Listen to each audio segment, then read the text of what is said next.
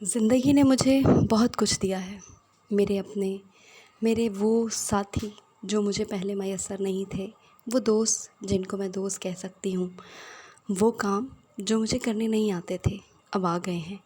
وہ چیزیں، وہ باتیں جن کو میں سمجھ نہیں پاتی تھی اب میں انہیں سمجھنے لگی ہوں، اب وہ کام میں کرنے لگی ہوں، مجھے ان کاموں کی عادت ہو گئی ہے۔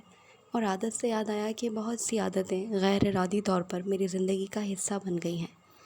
زندگی نے مجھے بہت کچھ دیا ہے، میں زندگی سے مایوس نہیں ہوں، الحمدللہ میں زندگی سے بالکل مایوس نہیں ہوں۔ مجھے یقین ہے کہ اللہ پاک میری ساری نا امیدیوں کے بادلوں کو مجھ سے بہت دور لے جائے گا اور پھر میری زندگی میں روشنیوں کو، اجالوں کو، کرنوں کو بھر دے گا انشاءاللہ تعالی العزیز۔ لیکن یہ وقت جو گزر رہا ہے، اس میں جو ڈیفیکلٹیز ہیں، مشکلات ہیں، دقت ہے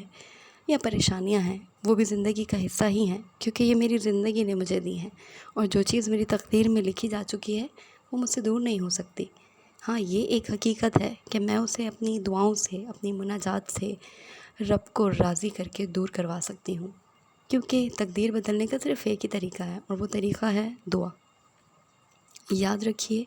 کہ جو کٹھن مراحل آپ کی زندگی میں آتے ہیں وہ آپ کے ارادوں کو پختہ کرتے ہیں، اور پختگی انسان کو آگے چلنے کی، زندگی سے لڑنے کی، مشکلات کو سہنے کی ہمت اور برداشت دیتی ہے۔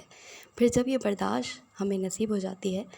ہمارے اندر اتنی عقل آ جاتی ہے، اتنا شعور آ جاتا ہے کہ ہم وقت کے ساتھ ساتھ ان کنڈیشنز میں اپنے آپ کو ڈھالنا سیکھ لیتے ہیں، تو پھر زندگی بھی ہمیں سلوٹ مارتی ہے۔ ہاں جی، جب ہم اپنے اندر اتنا کانفیڈنس پیدا کر لیتے ہیں کہ اپنے بریک شدہ ہرٹ کو سمیٹ لیں اور پھر سے کھڑے ہو جائیں اور کہیں کہ یار یہ تو کچھ بھی نہیں ہے، میں تو اس سے بہت زیادہ برداشت کر سکتا ہوں۔ یہ یاد رکھیں کہ زندگی میں جو کچھ بھی آپ برداشت کرنے کے بعد آگے بڑھتے ہیں، وہ سب آپ کو ایک نئی امنگ دیتا ہے۔